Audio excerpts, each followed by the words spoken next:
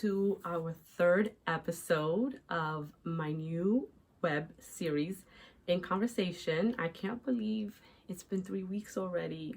I wanted to thank all of you who have already subscribed and those of you who have tuned in to episodes 1 and 2 and left your feedback. Thank you so much. This has quickly turned into something more than I imagined. It's definitely a passion project. It's something that I believe God is calling me to do, in just sharing my own personal experiences and interpretations of my experiences and how they align with God's will for my own life. And I think that that's true for all of us. We are all on our own separate journeys. We're all called to do different things based on the gifts and talents that God has given each of us, because we're all individual. And so even if we're doing similar work, kind of like I mentioned on last week's episode, the way we do that work is different and is unique to who we are as individuals based on our own experiences. And so this week I feel compelled to talk a little bit about evolving past our mistakes and what that means, and not allowing ourselves to fall into what others expect us to be. So it's about breaking free of the expectations of others. And expectations could be anything. You know, there could be good expectations or bad expectations, meaning that people perceive you and expect you to behave in a certain way, maybe because of past experiences or based on past situations and how you have responded in those moments. And a lot of times, at least in my own personal experience, I feel that people don't want to accept our growth, whatever that may be. So they want to attach who we were 10 years ago to who we are today, without wanting to accept the changes that we have made in our lives, without wanting to change our growth or the atonement that we have made for our mistakes. And I wanted to talk about this because you are not your mistake, right? Doesn't matter what you did 10 years ago, doesn't matter what you did even a month or a week ago. If you have recognized where in that process you could have been better and have done better and have put in the work to evolve past some of that. Because what I find is we're on a constant journey of self-awareness, of self-reflection, and of growth. And so the hope is, and the idea is, that as we navigate through our lives, as we meet and encounter different people, as we have different experiences, that we take all of that collectively and apply the lessons learned as a result of that. And I say this because I often find, even myself, that people who may not be in my life current day, but were a part of my life years ago, may still have the same expectations of me. But who I am today is not who I was 10 years ago. And that's because I've grown. That's because I've been able to kind of sit with myself, do the work, dig deep, and really identify the areas within myself that required work. Those areas that God has called me to reflect on, that are not God-like. Because we can always be better, right? We can always do better. And I remember in high school, my girlfriends used to say that I was the snottiest one. I don't even know if that's like a word still. And snotty is such an ugly word when you say it out loud. But they used the term in a negative way to describe me. Part of it could have been because I guess I was kind of like a mean girl back then. Another word that they would have used to describe me is bitch, and not in a good way, and not if that word could even be used in a good way. But I was just not very accepting. I was just really quick to quote unquote pop off on people. And I was very petty, just very petty. And if someone came for me, or if someone tried to hurt me, I would come back more aggressive. I wanted to hurt them worse. I wanted to be pettier. And it took a lot of work and just personal development to recognize that that is not a nice trait to have.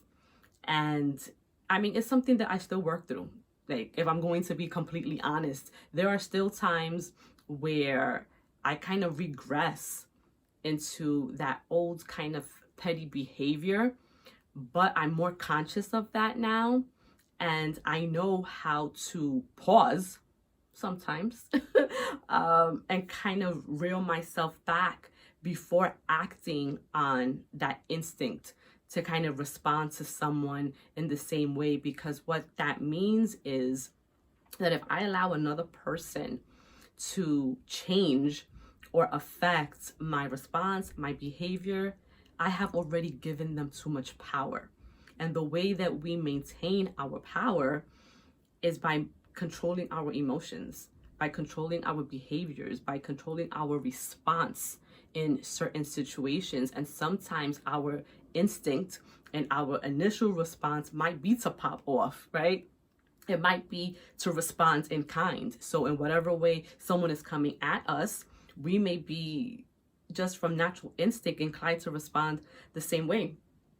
But the truth is that the more you're able to control yourself and the more you're able to control your behavior, the less power other people have of you. And so today I want you to think about who you were and who you are today, how you have evolved from that person, how you have grown into who you are today, and then let go of any desire to respond to others based on their expectations of who they think you are, based on the person that you were. Because the truth is, no one is the same. You're not even the same person you were yesterday, because there's something that has happened between yesterday and today, a lesson or something that you have learned that has affected how you show up in the world. And you may not be able to see it right now, because oftentimes we can only see the growth through self-reflection, and sometimes that requires a certain amount of time to pass in order for us to realize, like, wow, I'm no longer this person. I'm no longer responding to these kinds of situations the same way. And so I just want to remind you that you are not who others think you are or believe that you should be. You do not have to attach yourself to the story that others have created in their minds about you. And it doesn't matter what they say about you, doesn't matter what they call you, it doesn't matter what you did in the past, how you responded in the past, how you acted in the past. None of that is relevant today. But more often than not, you have grown in some capacity, and you do not have to stay where other people believe that you should be. Because that's not how God works. God is constantly working in your life, whether you realize it or not. And so today, I want you to think about how you have changed. In what ways have you evolved? And then in what ways do you still need to do a little bit more work? In what areas of your life do you need to focus a little bit more on? In what areas of your life do you notice that others may still have some power over you because how you respond in certain situations? There's always opportunity to self-reflect. There's always opportunity to look at yourself and ask yourself, where can I be better? How can I be better? How can I respond to other people based on what I know to be true about myself? And that's really the key. It doesn't matter what other people think of you. It doesn't matter what labels they have attached to you. You know yourself better than anyone else. And so just because someone says that you're one thing does not mean that you're that thing. You have to stand confident in who you are and who God has called you to be, and know that not every situation requires a response from you. Not every attack requires for you to defend yourself. Because when you know who you are, you stand tall in that. You stand strong in that. You're confident in knowing who you are. And you never have to defend facts, right? Facts stand alone. A fact is a fact is a fact because it's true. And you don't have to defend something that is true. So own your power, own who you are, and don't allow yourself to live in others' expectations of who they think you need to be. I hope that this video was helpful for you. Make sure to subscribe, hit that like button, and make sure you show up next week, same time, same place, for another episode of In Conversation.